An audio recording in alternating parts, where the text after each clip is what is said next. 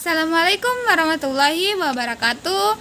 Perkenalkan, nama saya Triska Indriani dengan NIM 2020131014 dari jurusan Sejarah semester 5. Di sini saya akan menjelaskan tentang tugas mereview buku. Judul bukunya yaitu Metodologi Penelitian Sejarah edisi ke-1 subbab 3, hubungan ilmu-ilmu sejarah dengan ilmu-ilmu sosial. Penerbitnya yaitu Lekesa dengan penulis Bapak Sumargono SPD MPD, tahun penerbit 2021.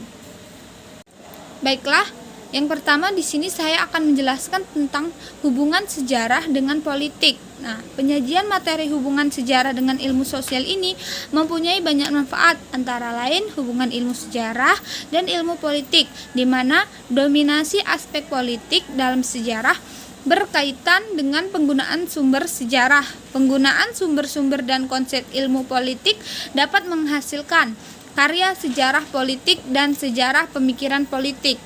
Nah, hubungan ilmu politik dan sejarah ini dapat dilihat dari pernyataan politik adalah sejarah masa kini dan sejarah adalah politik masa lampau. Hal ini menunjukkan bahwa sejarah sering diidentikan dengan politik sebenarnya. Zaman sekarang sejarah politik masih menonjol, akan tetapi tidak sedominan masa lampau.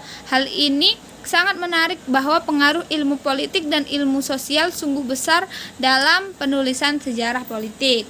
Nah, yang kedua ialah hubungan sejarah dengan antropologi. Salah satu fokus kajian antropologi adalah tentang kebudayaan. Dengan demikian, kajian antropologi lazimnya mencakup berbagai dimensi kehidupan, sehingga antropologi itu sendiri dapat diklarifikasikan berdasarkan cabang-cabang antropologi sosial, politik, dan budaya.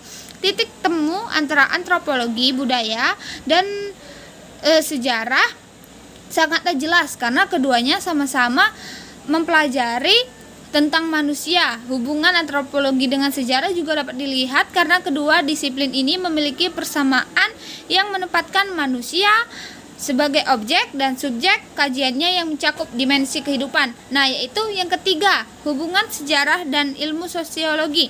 Penggunaan sosiologi dalam merekonstruksi sejarah bertujuan untuk memahami arti subjektif dan perilaku sosial, bukan semata-mata menyelidiki arti objektifnya. Dalam karya-karya historiografi sejarah sosial banyak diidentikan dengan sejarah gerakan sosial. Sejarah yang menceritakan suatu peristiwa tertentu pada masa lampau dapat dibantu dengan menggunakan ilmu sosiologi karena dapat menyelidiki motif yang dilakukan masyarakat dalam melakukan tindakan serta mengetahui peristiwa atau masalah yang dihadapi masyarakat sebelum terjadinya suatu peristiwa bersejarah itu. Nah, lalu yang keempat yaitu hubungan sejarah dan ilmu ekonomi. Fokus studi ekonomi sebenarnya pada untung dan rugi dari aktivitas dagang yang dilakukan oleh manusia. Bila dikaitkan dengan sejarah, maka uraiannya mengacu pada konteks perubahan naik dan turunnya harga dalam ruang dan waktu tertentu. Nah, seperti di masa lampau, banyak kebijakan pemerintah masa kolonial yang dilandasi oleh kepentingan ekonomi seperti perdagangan rempah-rempah di Nusantara. Kebijakan itu merupakan rangkaian tindakan yang berakar pada kepentingan ekonomi. Karena itu, dalam memahami sejarah Indonesia, aspek ekonomi akan selalu tampak pada uraiannya. Maka, kajian sejarah ekonomi sangatlah penting bagi studi sejarah Indonesia ekonomi ini. Nah, karena merupakan hal yang sangat penting bagi kajian sejarah karena ekonomi ini menjadi salah satu latar belakang yang penting dalam suatu kebijakan yang dibuat oleh pemerintah. Nah, yang terakhir yaitu yang kelima, yaitu hubungan sejarah dan ilmu psikologi. Psikologi berperan dalam mengetahui kepribadian atau karakter manusia, menjadikan sejarah yang menceritakan peristiwa masa lalu juga dan dapat mengetahui makna atau latar belakang tindakan yang dilakukan oleh tokoh sejarah ini. Nah, sehingga dalam psikologi ini berperan untuk mengungkap faktor tersembunyi sebagai bagian proses mental. Baiklah, yang selanjutnya yaitu Ada ilmu bantu sejarah dibagi menjadi 15. Nah, apa saja sih itu? Nah, yaitu yang pertama, arkondoler, bisa juga disebut ilmu piagam. Dengan ilmu bantu ini, sejarah dapat membaca, mengartikan, dan menguji kredibilitas piagam yang merupakan warisan masa lalu. Para ahli juga menyimpulkan bahwa arkondoler adalah ilmu yang meneliti keaslian sebuah piagam yang bersifat hukum atau yuridis. Nah, yang kedua yaitu filologi. Ilmu bantu ini berkaitan dengan bahasa dan kesastraan. Filologi juga banyak membutuhkan naskah karena berfokus pada warisan kesastraan. Yang ketiga yaitu kronologi. Ini yaitu ilmu yang berkaitan dengan perhitungan waktu, dan ilmu ini juga mempelajari peristiwa-peristiwa sejarah sesuai urutan waktu terjadinya dari awal hingga akhir. Sebab peristiwa sejarah pastilah akan diurutkan sesuai waktu terjadinya secara runtut dan berkesinambungan. Pada penulisan ini, sejarawan harus menulis peristiwa secara runtun dan berkesinambungan sesuai waktu kejadian, guna menghindari tumpang dan kebingungan pembaca peristiwa sejarah.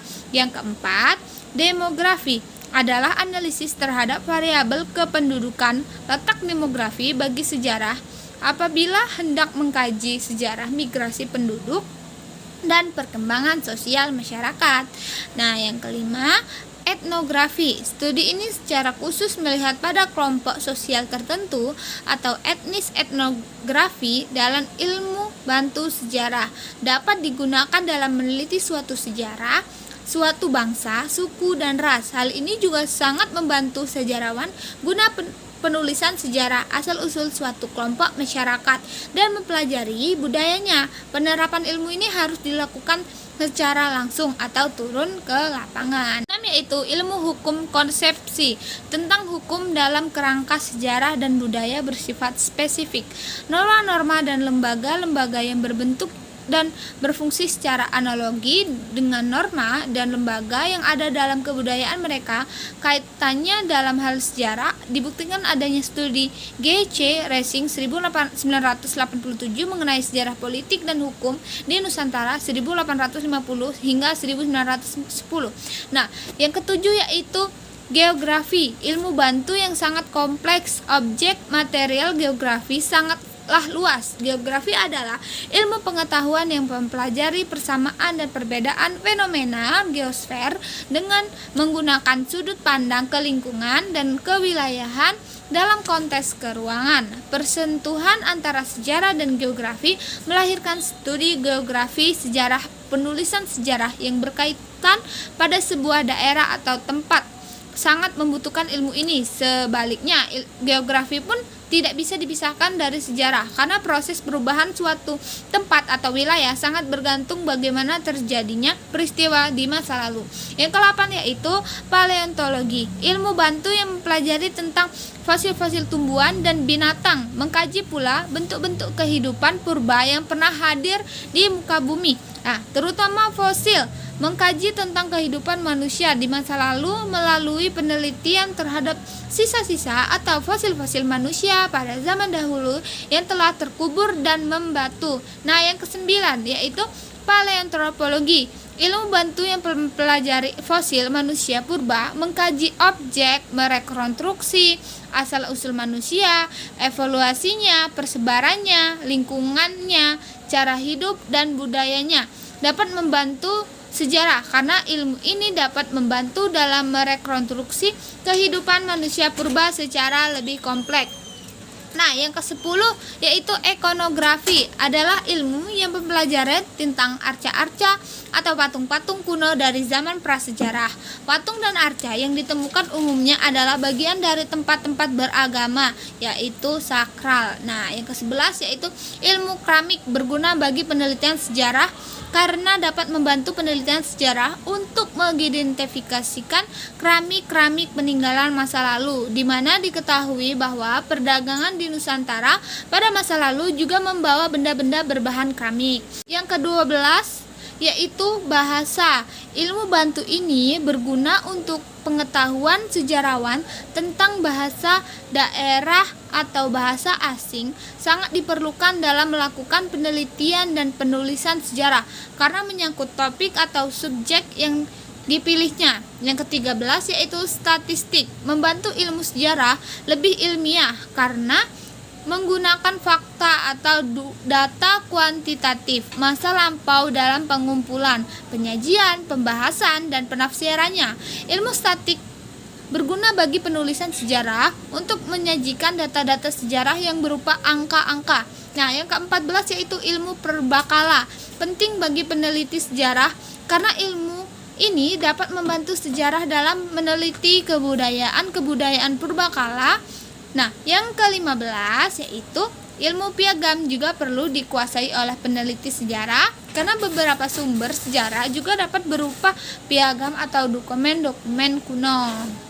Baiklah, di sini saya akan menjelaskan tentang kelebihan dan kekurangan menurut pendapat saya sendiri karena saya telah membaca e-book ini. Nah, kelebihannya adalah pada bab ini kelebihannya yaitu menjelaskan dengan rinci mengenai hubungan sejarah dan ilmu-ilmu lainnya, menjelaskan pula ilmu-ilmu bantu yang berguna untuk sejarah. Lalu ada rangkuman di akhir bab sehingga kita sebagai pembaca bisa mengerti dan memudahkan kita dalam step by step mempelajari ilmu bantu yang berguna dalam sejarah, di mana bantuan teori-teori itu membuka jalan untuk menerangkan dan melukiskan masa silam dengan cara yang lebih teliti. Dalam tulisan bab ini tulisan yang dipakai penulis mudah dimengerti, jadi pembaca sangat mengerti. Nah, menurut saya kekurangannya yaitu dilihat dari judulnya saja, yaitu metodologi sejarah ya, metodologi penelitian sejarah. Sebenarnya kan membahas tentang cara, prosedur atau teknik yang sistematik sesuai dengan asas-asas dan aturan ilmu sejarah yang akan diteliti. Nah, namun di bab ini belum ada caranya, hanya menjelaskan tentang ilmu bantu sejarah dan hubungan-hubungan sejarahnya saja. Terima kasih. Hanya itu yang dapat saya sampaikan. Semoga bermanfaat bagi kalian semua. Jika ingin membaca e-book ini, saya akan mengirimkan linknya di bawah deskripsi. Baiklah, terima kasih semuanya. Saya akhiri. Wassalamualaikum warahmatullahi wabarakatuh. See you next time. Bye bye.